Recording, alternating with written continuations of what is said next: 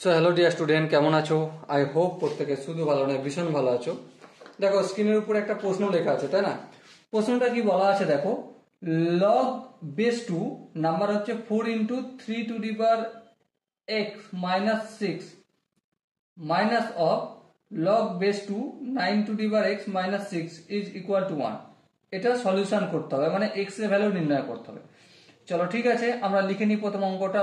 Log base 2 number কি আছে 4 into 3 to the power x minus 6। ওকে, তারপর আছে মাইনাস লগ বেস 2 নাম্বার আছে 9x মাইনাস 6 ইকুয়াল টু 1।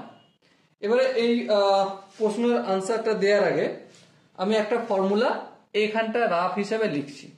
আমরা কি জানি, লগ এম বেস এ মাইনাস লগ এন বেস এ যদি থাকে আমরা কি লিখতে পারি, লগ অফ এম আপন এন বেস এ।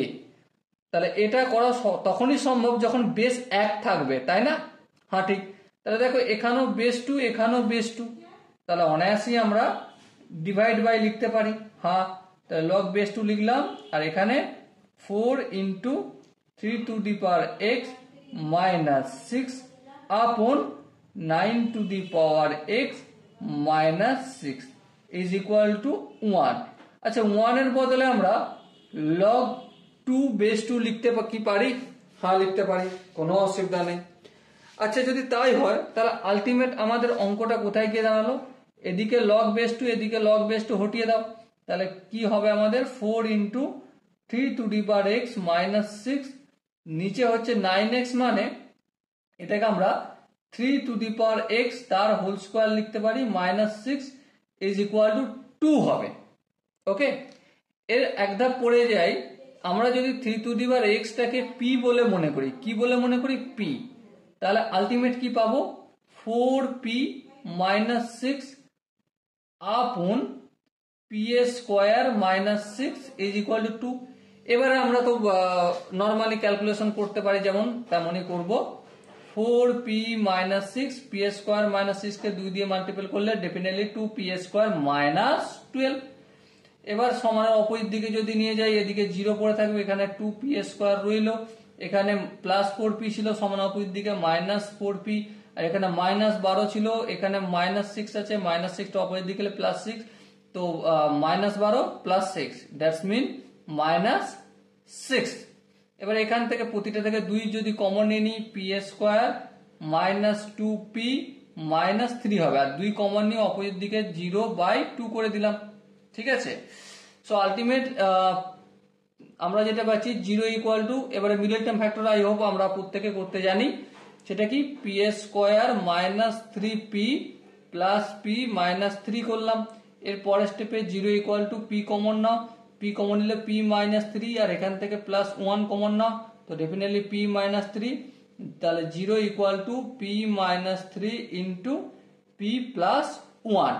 তো ultimately P minus 3 equal to 0 পাচ্ছি, আর আমরা পাচ্ছি P plus 1 equal to 0। So P is equal to 3 হলো, আর এখানে পি ইকুয়াল টু মাইনাস 1 হলো। কিন্তু পি তো আনসারে চায়নি, 3 to the power x, P এর মানে কত? 3 টু দি পাওয়ার এক্স, আর এখানে যেমন 3 আছে তেমন করলাম, তাহলে এখানে 3 এর পর কিছু নেই মানে 1, তাহলে এক্স এর ভ্যালু ডেফিনেটলি আমরা 1 পাচ্ছি। বাই দ্য ওয়ে, এই 1টা সঠিক আনসার কিনা সেটা চেক করার জন্য এখনো একটা স্টেপ বাকি রয়েছে। ওকে, এবার দেখো এখানে পি এর মানে হচ্ছে 3 to the power x equal to minus 1। এবারে 3 এর পাওয়ার তুমি যাই নাও না কেন, যে কোনো রিয়েল নাম্বার নাও না কেন, কোনোদিন মাইনাস 1 আনসার হবে না। তাহলে যদি আমরা x belongs to real number হয়, তাহলে এটা রিজেক্ট হয়ে যাবে। কি হয়ে যাবে? এটা রিজেক্ট হয়ে যাবে। এবারে দেখো একটা আনসার তো অটোমেটিক্যালি আমরা রিজেক্ট করে ফেললাম, কেন? এক্স যেহেতু রিয়েল নাম্বার, আর 3 এর যে কোনো রিয়েল নাম্বারের ভ্যালু মাইনাস 1 আসবে না। পারলে তোমরা একটু নিজেরা চেক করতে পারো। ওকে, আর x ইকুয়াল টু 1 এটাই যে সঠিক আনসার সেটা চেক করার জন্য কি করব, দেখো x এর ভ্যালু আমরা যদি এখানে রাখি, দেখো 3 এর ভ্যালু 3 এর পর 1, 3 4 12 থেকে 6 বিয়োগ করলে অবভিয়াসলি 6 হয়, তার মানে এটা পজিটিভ আছে। এখানে দেখো x এর ভ্যালু যদি আমরা 1 রাখি, তাহলে 9 থেকে 9 9 মাইনাস 6, তাহলে 3 হয়ে যাবে, তাহলে এটাও পজিটিভ থাকবে। তাহলে x equal to 1 is that final answer. Okay, I hope প্রত্যেকের এই কোশ্চেনের কনসেপ্টটা বুঝতে পারা গেছে। এবার যদি কারো বুঝতে অসুবিধা হয়, কনফিউশন হয়, কি করতে হবে তার জন্য কমেন্ট সেকশন আছে, কমেন্টে অবশ্যই জানাতে হবে। দেখা হচ্ছে নেক্সট ভিডিওতে, ততক্ষণ পর্যন্ত ভালো থেকো, সুস্থ থেকো এবং জয় হিন্দ।